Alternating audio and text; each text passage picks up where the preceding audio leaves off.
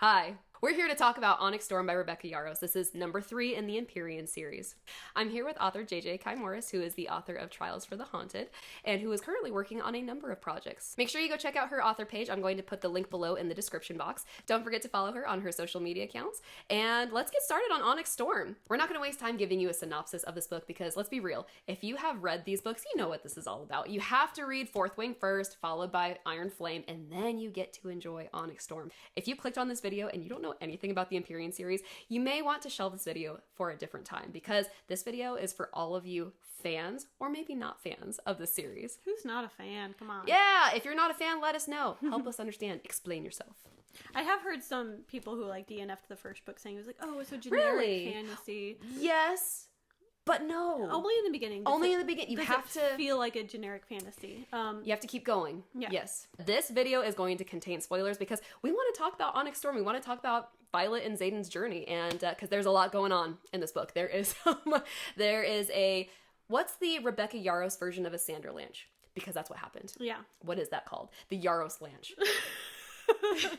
The Yarrolanche. The Sanderlanche. Yeah. The last 100 pages are an avalanche.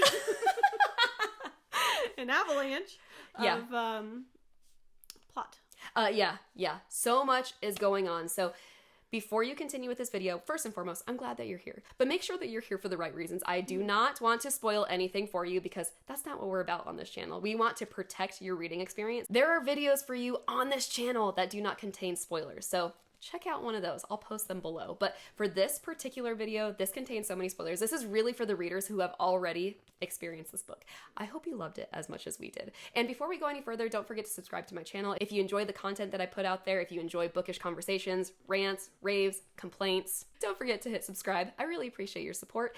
And without further ado, let's get into it. This came out January 21st. The date is February 23rd, 24th? 24th, yeah. And we've officially read this book. And can I say love this book? I read it in 2 days. Yeah. I took a month. That's all. I tend to take my time with these books. I don't know what my problem is because I love it. Well, the problem is you're reading 4 books at the same time. Okay, that is a problem. That's a problem. We can address that at a later date. Okay. But yes, that's definitely a problem. So 2 days, 1 month.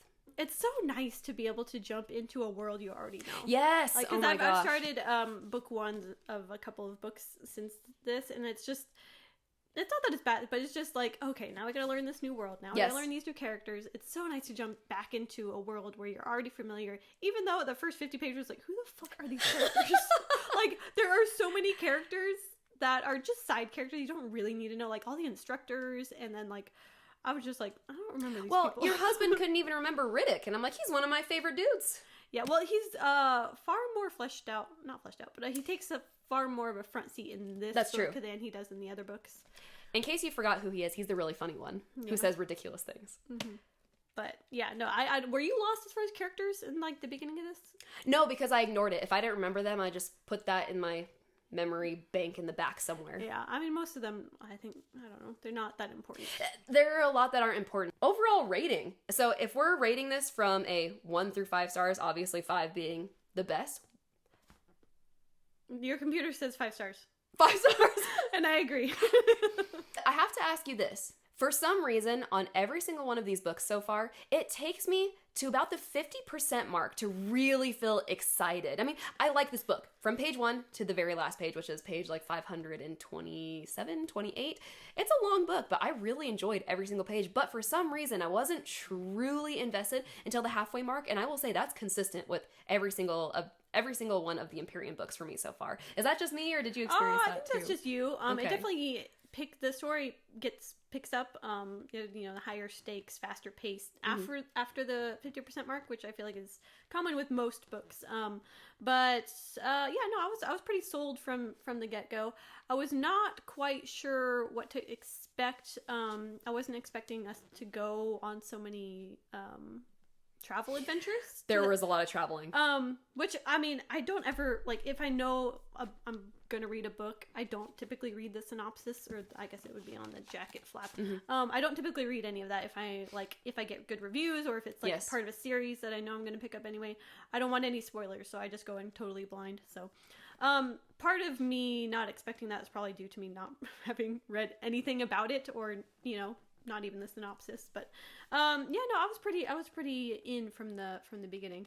You know, it's funny because I'm the opposite. I will read I read the back before I start the book. I read the jacket description. Sometimes it gives away too much, though. It does give away too much. I will say that. But, I agree. Because I think, well, there's this formula when it comes to writing synopsis or like blurbs or whatever, is that you give away, not necessarily give away, you give away the midpoint. So it'll tell you like stuff about the beginning, and then it'll hint at or give away the midpoint twist or the the stakes that are raised at the midpoint mark.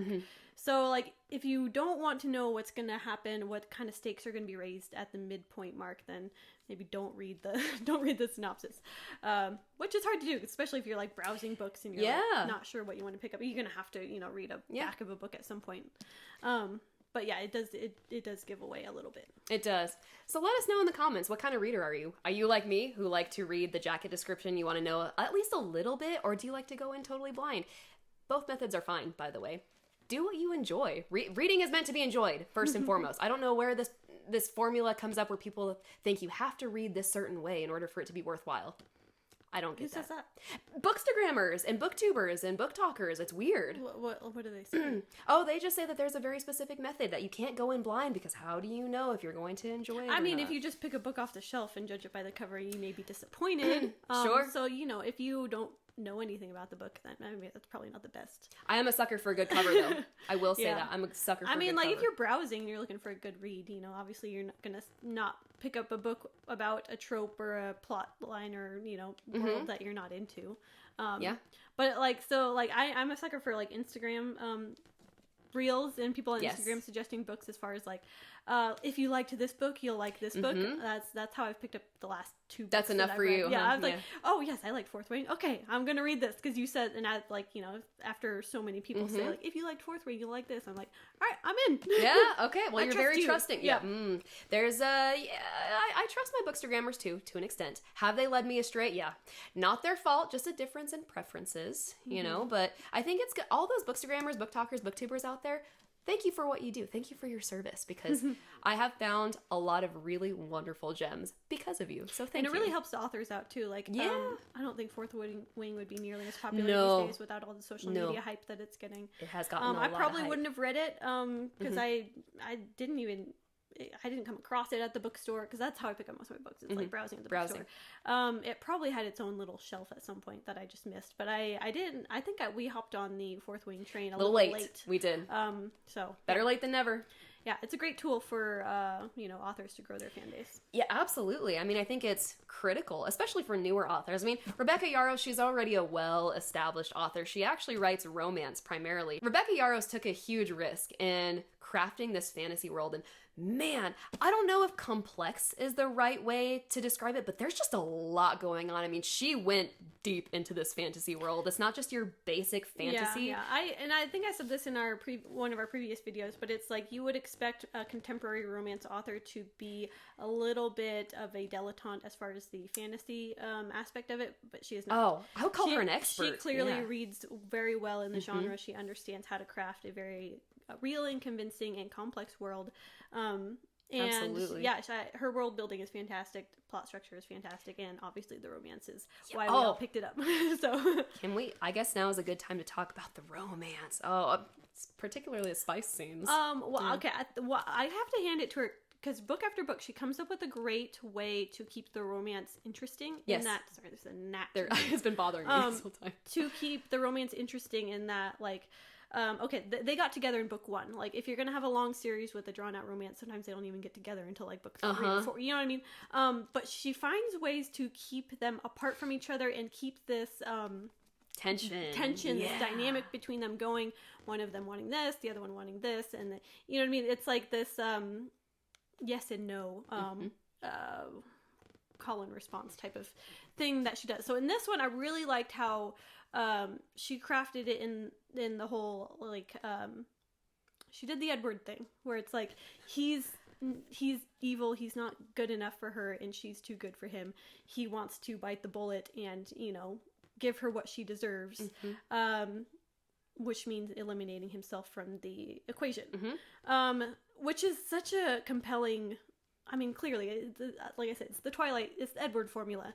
It's a very compelling way to structure a romance, in my opinion. I agree. In that, like, you understand both parties. It's not like one of them just being stupid. Like, arguably, the second book, Iron Flame, some people were arguing that Violet was just being stupid. I disagree. I disagree. I totally was on board with both, you know, Violet and Xaden's, you know, decisions to... you know, to watch that other video.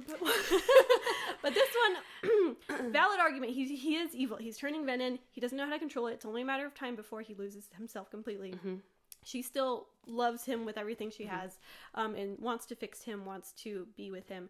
So it is like, no one's being just stupid and obstinate. Right. You know, it's like they both have their reasons for not, you know, just not continuing to a happy ending, you know. You know, and I appreciate that she's strayed from the typical trope of the miscommunication trope. It's not that. I mean, there were secrets that were withheld. It wasn't necessarily a misunderstanding, but, you know, particularly in Iron Flame, Xaden held back some information from her, some important information. So I personally could understand her reaction to it. It was not good, by the way.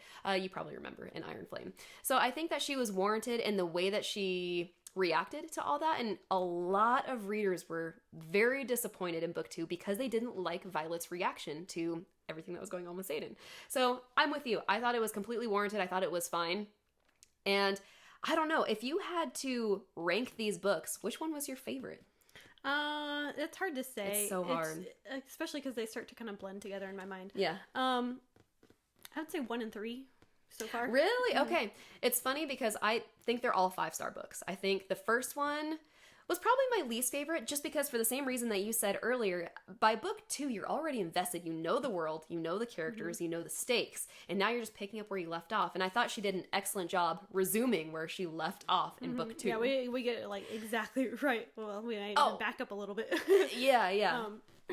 But yeah, I maybe this one's not quite as much as my favorite, just because of the emotional damage that it caused me. Oh, I think we need to talk about that, because yeah. All anyone's talking about. Yes, which I was not prepared for. So what part hurt you the most? Well, okay, I started getting really depressed when we meet the Irids, and they basically confirm that there is no cure for venom, and that they have a part of their soul has died, so there's no getting it back. It's like there's no cure. It's just like your part of you is dead. So that was like kind of almost the nail in the coffin for me. I'm like, there is no hope for Xaden. Because for like the first half, you're like, okay, they can find something. You know, surely Violet will figure out. You know, she's smart. Journal from her father, and like that has to have answers, and these magical dragons have to have answers. Like, once we got to that point, I was like, I was like seriously really upset. I was depressed. I was like, I don't think there's gonna be a cure. And there fucking wasn't. At least not yet. And so, yeah, and then, of course, the ending was just heart-wrenching. First, okay, we have the whole Imogen and Quinn scene, which was really... Okay, so having not spent any time from this character's perspective, and having these characters just be very side characters, she really did a great job in making me care about them, even though I didn't really care about them before. Like, I didn't care about Quinn until she died. Yeah, same here. I actually forgot about her entirely. Really. Yeah, and like, I care about Imogen, I've been saying Imogene. How you say her name. Imogene? I've been saying Imogene. And you might be right. I don't know. But, I didn't really care about her as much until, you know, we get the scene from her perspective.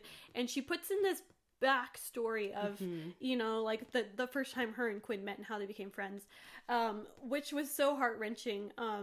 Even though it was only summarized, you know, like we didn't get to see that scene from any perspective earlier on. It was just kind of handed to you in the moment, which usually you would think it would cheapen it, but it did not. So she pulled that off really, really well. I know that was emotionally damaging for a lot of people to read. And then you have the whole ending where it's, you know, I guess they're married. We don't know. They allegedly did something, or I guess they together did something. They're married, and you know the whole "don't look for me, it's yours now" is just yeah. Okay, for me, I don't know why I know why I reacted so strongly to this, but when Anna Darna left, when Anne Darna left, is that how you're saying her name? I thought it was Anna Darna. Is it Anna Darna? I don't fucking I feel like it's Anne Darna. Okay. When Anadarna left, that just ripped my heart into shreds. And more so, that was sad for me, but I didn't care as much about Anadarna really? as I did Well, Xaden. well, it's because of the way Violet reacted to it. You know, it's just all of a sudden, it's not even just the loss of power, but it's like a chunk of her heart was ripped out and thrown in the shred bin. So that one really hurt me, but it was also nice to see her recovery through that, because she has not only Xaden, who's there to support her brother and sister, Brennan and Mira, and then also her friends. They are by her bedside and just there to offer support. Not that it really works, but they're there, so that was kind of nice. I don't know. I was really hoping that, you know, Xaden wouldn't, but we all knew it was coming. Like, I mean, this is the title. We all saw it coming. Yeah. And as she was leading you to the ending the whole time, she was telling you, this is going to happen, this is going to happen. Yet we still hoped. I don't know how she did it, but she still made us hope that he wouldn't go all the way. Which technically, I don't know if he did technically go all the way. But, maybe 90%. Yeah. But you're so disappointed because, like, I kept thinking that something was going to happen. Someone was going to step in. There was going to be something that still his hand.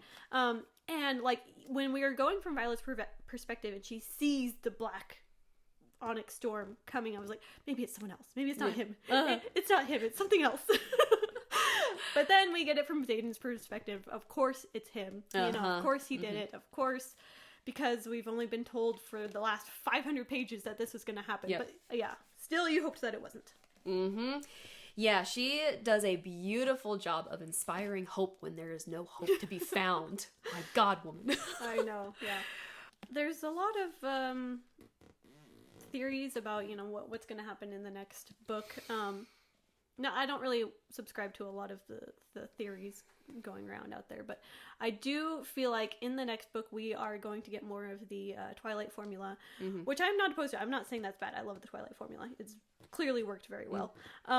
In that we have Xaden, aka Edward, having left, gone out of the picture for a period of time, and Violet just totally destroyed emotionally. Catatonic. And then there's the friend that steps in. The friend, love interest, which I think is going to be a combination of two characters. Oh, really? Dane, for one. Okay, I saw that coming. And Bodhi. Because there's multiple times in the book where she's like, he looks so much like Xaden. I don't think it's going to be a real romance. I think it's going to be the Jacob character. Yeah. You know, like a friend character who clearly has feelings for her, but like she's not necessarily reciprocated. She still has hope that she's going to find Xaden. Yeah. Interesting. Okay. That's a great theory. Which is, I am ready for that plot line. I am ready for the jealousy. I'm ready for the reveal of him to finally step back into the picture and see her with these other people that she's not necessarily romantically involved with, but there's things going, you know, I'm so ready for that. That's what I want to see in the next book. You know what's funny though is triangle. While you're looking forward to that, it's going to piss off a lot of readers. You know it is. Yeah, but you know what? That's the type of addicting romance that we want. That's why Twilight is so wildly popular. It's this perfectly balanced love triangle. Because love triangles are hard to balance. Because you can have them go, you know, too far in one way or the other. And then there's always the like team this, team that, whatever. But I think we're all clearly Team Xaden. And I think it will stay that way. So when did you shift your alliance to Team Xaden? I'm revisiting this story from Fourth Wing with Liam. Oh, well, Liam's dead. Well, you can't be a Team Dead guy. He comes back in book 2 as a Mirage. Yeah. Okay. I'm still a Team Liam, but he's dead, so we gotta move on, woman. I'm not moving on. Okay, fine. You know, I hate to even admit this because my feelings for Dane have oscillated so wildly. I've had whiplash between all these books, but I was actually Team Dane when I first started this book because I love the childhood friend trope. I do too. And, you know, I never really hated Dane as much as most readers did. Oh, I did. Eventually I did, but then I loved him. I understood him.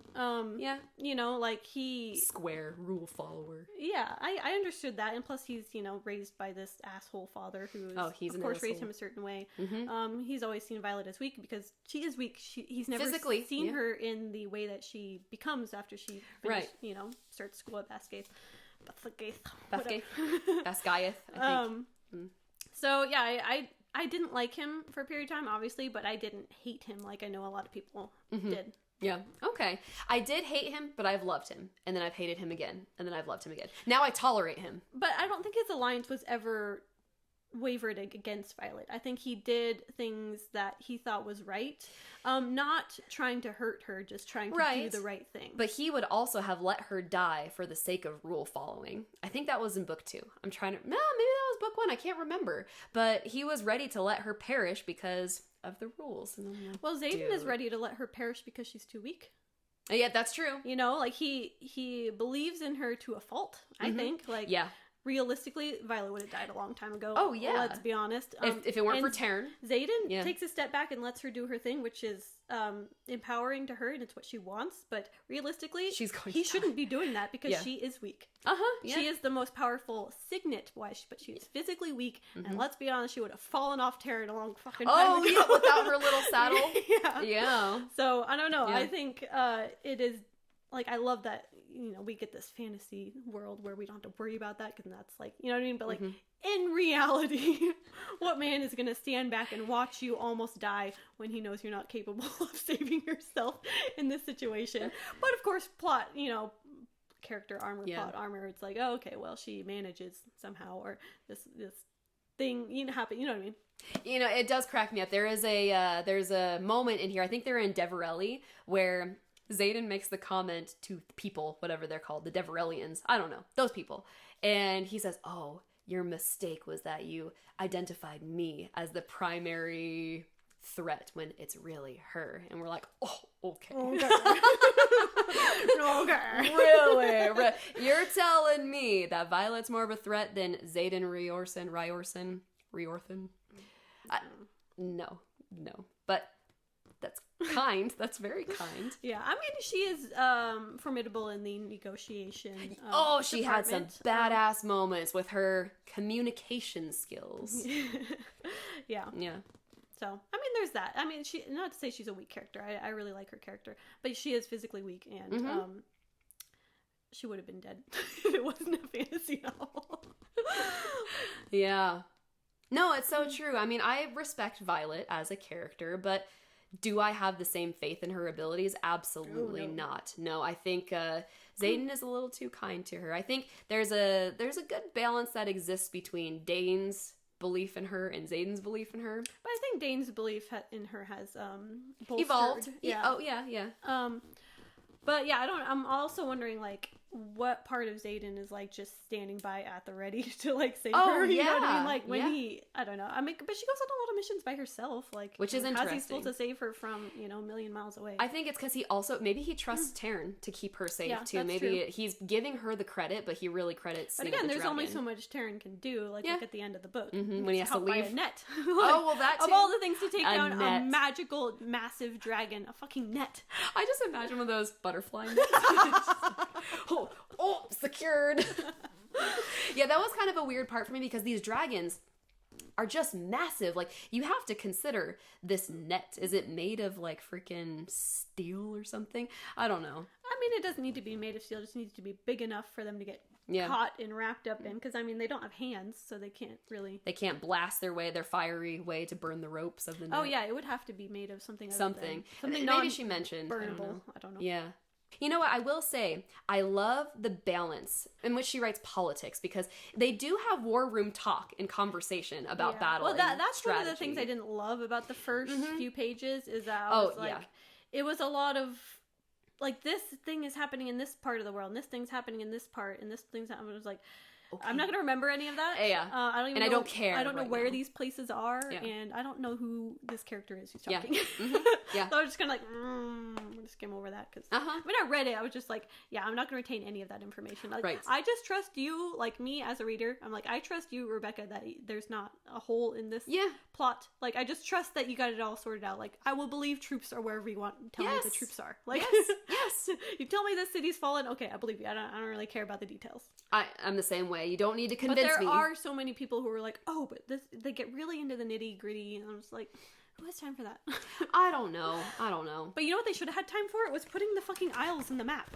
Where are the isles? They spent half the book, not half the book, a good portion of the book. A huge portion. In the isles. Where are they? Where? You could have just put some islands right here. Like, there's room right here. or maybe over here. Here, draw them in. Okay. So, no, don't do that. I'm just kidding. For me, I mean, because they landed in Cordillon, right? Cordon, yeah. So to me, the aisles got to be like over here somewhere. Oh my god, she's actually doing it. They're like, I mean, probably like way farther, but like we need more space. But like, I think they're past the Barrens. I think. I cannot believe you just did that. I'm gonna take this. Or maybe they're south. Oh, maybe they could be south. Because they had to stop here as like a waypoint, right? So why? They're somewhere here. Yeah, why didn't they include that? I mean, it wouldn't have been that funny. hard. You just use the same match. You just make it a little smaller and you put little dots over here. I know. Boom, aisles. Well, I think you just did it for your copy. Yeah. Well. Maybe you resell it. And special edition includes the aisles. It's like a post-it note that flops down. Aisles. It's a pop-up. If you have read this book, please leave us a comment. Let us know if you loved it. Let us know if you hated it. I hope you loved it. I really do. I really, really enjoyed this book. I think that it was absolutely, without a doubt, 5 stars. Yes, it took me a month to read, but that has nothing to do with Rebecca Yarros and her writing, has nothing to do with the characters or the storyline. It's just that I got distracted with other books. But I did finish it. I stayed up till 3 o'clock in the morning to finish this because I couldn't stop. The last 100 pages, whoa! Yeah, and I will say it's not a great book to read if you're pregnant and hormonal. It's just, I was through, like, I haven't been this emotionally devastated from a book since I read Manacled, so. Which is why I think you are suffering from an Onyx Storm induced hangover right now. I am. I tried to read When the Moon Hatched after this. It was good, but I would have enjoyed it a lot more if I hadn't read this book first. Currently reading Quicksilver. Hopefully it cures my hangover. I like how where I'm sitting, it looks like I'm wearing this sword. Oh, yeah! That's cool. If you've stuck with us thus far, thank you so much. I really appreciate your support. I hope that you have loved your journey with the Empyrean. Again, let us know your thoughts, and we'll be eagerly awaiting book number 4. What do you think she's going to call it?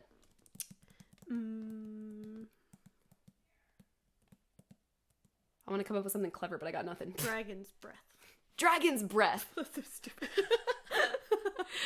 Anyways, I hate to break it to you, Rebecca Yarros has not even started writing book number 4. You're going to have to wait. But we've been spoiled thus far. I want to say... Yeah, she wrote these really fast. So fast. The first 2 came out last year, and then this one came out early this year. So you're going to have to wait. We're going to have to wait. But as soon as that book comes out, we're going to be at the Books A Million. And I'm so excited. Who knows if it's going to be 2026, 2027. Who knows? Either way, we will be in line. We hope that you're reading something great. Let us know in the comments, and thanks for sticking around. And yes, we'll catch you on the flip side. Catch you in 2027. Catch you in 2027 for Dragon's Breath. It just doesn't like my face. Get the fuck out of here. Sorry. This is my booktube channel. Make sure you go check out her author page. I'm going to put the link below in the description box. Go social media her. Go social media.